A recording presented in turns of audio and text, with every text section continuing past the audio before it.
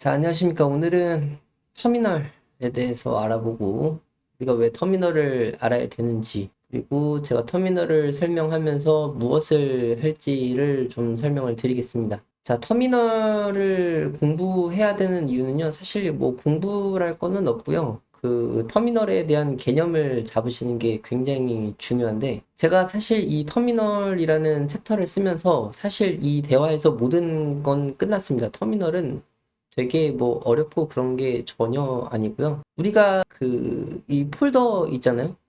요 바탕화면이나 이런 데 폴더를 만들고 폴더를 이동을 하고 파일을 생성을 하고 실행을 하고 그런 것들은 사실 지금 우리가 이 화면에서 마우스를 통해서 하고 있죠. 근데 이걸 왜 이렇게 하게 됐을까요? 좀 질문이 좀 이상할 수 있습니다. 원래는 이렇게 안 했다는 뜻이겠죠? 자, 원래는 전형적으로 PC를 다룰 때는 이런 검정 화면에서 이 운영체제를 다루게 되어 있었습니다. 예를 들어서 지금 이 C 따따하고 users하고 phk70이라고 되어 있는 것은 무엇을 의미하냐면요. 지금 이 상태를 의미를 합니다. C 드라이브에 users의 phk70에 들어와 있는 것과 지금 이 검정 화면은 동일한 것이죠. 우리가 폴더를 타고 이렇게 들어왔잖아요. 얘도 마찬가지로 그것들을 할 수 있습니다. 근데 이 파일 탐색기에서는 열자마자 이 목록들을 볼 수 있는 반면 이 검정 화면에서는 이렇게 명령어를 입력을 해야만 이런 것들을 볼 수 있죠. 보는 게 똑같죠.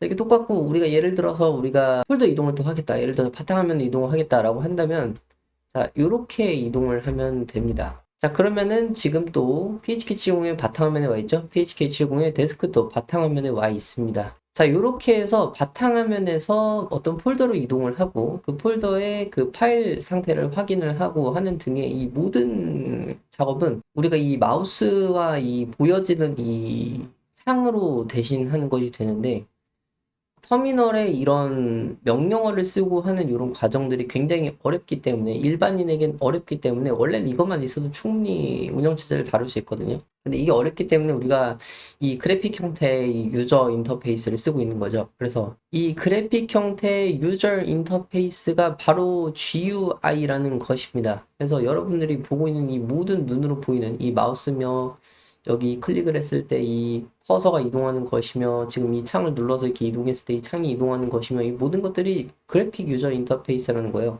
이것 때문에 우리가 편리하게 폴더를 만들고 생성을 하고 여러 가지 작업들을 할 수 있는 거죠.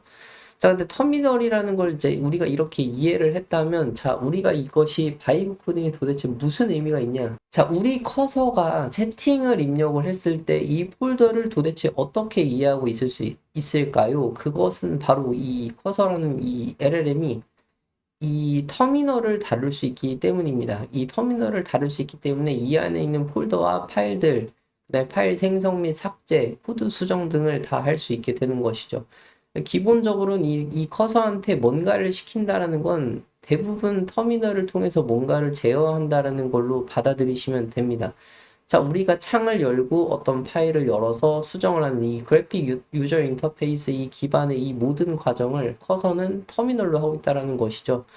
그래서 우리가 이 터미널을 가끔은 조작할 필요도 있습니다. 왜냐하면 얘가 터미널을 통해서 모든 걸 하기 때문에 뭔가가 잘못됐거나 무엇을 해보려고 한다면 가끔은 터미널을 쓰는 게 필요해요. 그래서 제가 이 터미널을 쓸 줄 알아야 된다라고 얘기를 했던 것이죠. 이 책에는 그 내용을 설명하고 있고요. 그래서 이 터미널을 조작을 하고 있다라는 거를 우리가 좀 확인을 해보겠습니다. 자, 저는 뭘 할 거냐면요. 바탕화면 정리시켜 보기를 할 겁니다. 바이브 코딩하고는 전혀 상관이 없어 보이지만 이거는 아까 전에 말씀드렸던 커서가 터미널을 통해서 뭔가 작업들을 한다라는 걸 확인해 보기 가장 좋은 예시이기도 해요. 자, 그래서 뭘 시켜볼 거냐면 그냥 이렇게 얘기를 해보겠습니다. 바탕화면에 뭐가 있는지 확인을 해볼래? 라고 하겠습니다. 그러면 터미널은 바탕화면에 무엇이 있는지 명령어를 통해서 확인을 하고 그 다음에 알려줍니다. 그래서 바탕화면에 뭐가 있는지 물어봤는데 지금 바탕화면의 위치를 모르고 있죠? 지금 여기를 바탕화면이라고 생각하고 있는 거예요. 좀 더 정확하게 바탕화면의 위치를 지정을 해가지고 저는 그 부분에 무엇이 있는지를 물어보겠습니다. 여기가 바탕화면이야 라고 하면 얘는 여기에 가서 어떤 파일들이 있는지 알려줍니다. 자, 여러분 보이시죠? 아까 전에 제가 여기서 dir로 어떤 파일이 있는지 확인을 했었잖아요. 그거랑 같은 작업들 얘는 한다라는 거예요. 그래서 run을 누르시면은 dir을 해서 이 부분에 어떤 파일이 있는지 확인을 하고 알려줍니다. 커서는 이렇게 모든 작업을 다 이렇게 진행을 합니다. 그래서 우리가 모든 파일 정리라든지 코드 작성이라든지 이런 걸 시킬 수 있는 거죠. 그래서 바탕화면 정리를 시켜보면은 바탕화면 정리를 실제로 굉장히 잘하고요. 저는 바탕화면 정리가 다 되어 있기 때문에 하나만 좀 해볼까요? 예를 들어서 지금 이 단어로 구분되어 있는 걸 제가 이렇게 대시로 연결을 해서 폴더 정리를 해놨는데 일부 안 되어 있는 것들이 있으니까 그걸 해보라고 하겠습니다. 바탕화면에서 폴더 이름에 명사로 되어 있는 형태를 명사로 바꿔줄 수 있어? 라고 하겠습니다. 그러면 이제 명사로 되어 있는 것은 그대로 바꾸겠죠? 바꾸라고 해보겠습니다. 그러면 파이썬 스터디를 파이썬 대시 스터디로 바꿔줬습니다. 그쵸? 이렇게 해서 모든 작업들을 할 수 있다라는 걸 이해하시면 될 것 같아요. 그래서 제가 가끔은 터미널을 쓰라고 할 텐데 왜 바이브 코딩 한다면서 이런 걸 쓰라고 하시나요? 라고 한다면 커서랑 제대로 의사소통하기 위해선 결국은 아셔야 되는 거예요. 미리 말씀을 드립니다. 여기서 뭘 한다고 해서 되게 어려운 걸 얘기하는 게 아닙니다. 그냥 여기서 뭐 폴더 생성하고 실행하고 뭐 서버 실행하고 이런 걸 하는 건데 서버를 실행하거나 이런 거 할 때는 여기서밖에 안 되기 때문에 이걸 아셔야 된다는 건데 결국은 그걸 얘기하려고 하는 건데 이제 터미널에 대한 개념을 좀 설명을 드려봤습니다. 그래서 오늘은 간단하게 터미널 얘기를 했었고요. 터미널 왜 하냐라고 한다면 이런 걸 할 수 있어서 그런 거예요. 자, 우리가 저번에 하나만 실제 예를 들어보고 이제 설명을 드리면 좀 이해하실 것 같아요. 자, 인덱스 HTML을 저번에 우리가 실행을 해가지고 사과 게임을 실행을 했었잖아요. 이렇게 눌러가지고. 자, 이거는 사실은 여기서도 할 수 있습니다. 오픈, 열어라. 인덱스 HTML을. 이렇게도 할 수 있습니다. 지금 여기서는 안 열리네요. 아마 저기에서 됐어야 되는데 되겠지. 파워쉘에서 안에서 그런 것 같기는 한데 파워쉘이네요. 파워쉘이어서 이렇게 됐나 보네요. 아 그러네요. 맥OS에서 하는 거라서 그러네요. 제가 맥OS를 자주 쓰다 보니까 헷갈렸나 보네요. 그냥 이렇게 하면 된다고 하네요. 그렇죠 여러분? 이렇게 해도 파일을 열 수가 있습니다.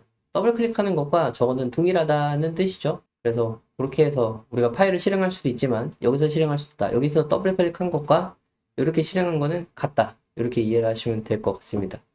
그래서 명령어 기반의 터미널 우리가 좀 이해를 해봤고요.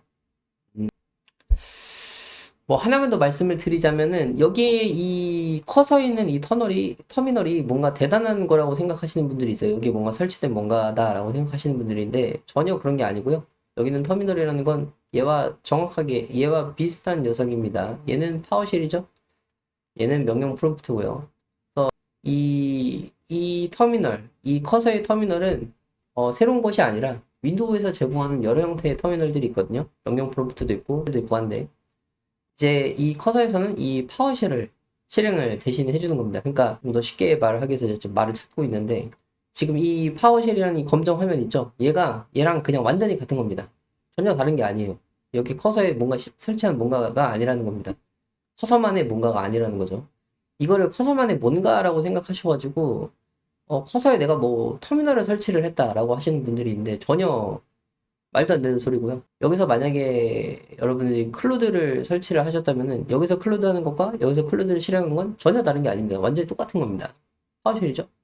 만약에 다른 거 쓰고 싶으시면은 이렇게 플러스를 누르시고 다른 터미널을 쓰실 수도 있어요. 예를 들어서 네 이렇게 커맨드 프롬프트를 하시면은 이제 CMD가 켜졌죠. 얘는 지금 이 터미널, 이 통합 터미널 창에서 얘를 킨 것과 똑같은 겁니다. 완전히 같은 거예요. 다만 이제 지금 이 폴더 위치가 아니었을 뿐인 거죠. 이렇게 가면 똑같습니다. 여기서 하는 작업과 여기서 하는 작업은 완전히 같아요. dir 해서 나오는 거, dir 해서 나오는 거 똑같습니다. 전혀 다른 게 아니라는 거죠. 여기 있는 뭔가가 특별한 거라고 생각하시면 절대 안 됩니다. 여기서 이제 우리 최근에 유명한 클로드 코드 있죠? 클로드 코드를 실행하면 여기 이 터미널에서 실행한 것과 그러니까 이 명령 프롬프트에서 실행한 것과 여기서 실행한 거는 완전히 같다는 얘기죠. 오해 없으시길 바라겠습니다. 그래서 오늘은 터미널에 대해서 간단하게 알아봤고요. 별다른 실습은 안 했는데 이 책에 있는 이 명령 프롬프트를 통해 바탕 정리하는 거를 커서한테 시키는 과정으로 커서가 이 명령 프롬프트 그러니까 터미널을 굉장히 잘 제어를 할 줄 아는구나. 그것 때문에 내가 모든 걸 할 수 있구나. 이런 감만 잡으시면 될 것 같습니다. 그러면 이 챕터 2의 역할은 다 한 것 같아요. 그래서 설명이 좀 괜히 길어졌는데 오해하시는 분들이 너무 많아서 말이 길어진 것 같아요. 오늘 수업은 여기까지 하고요. 다음 영상에서는 이제 파이브 코딩에 어울리는 본격적인 내용으로 들어가 보도록 하겠습니다. 일단은 영상은 여기서 마치도록 할게요. 들어주시느라 수고 많으셨습니다.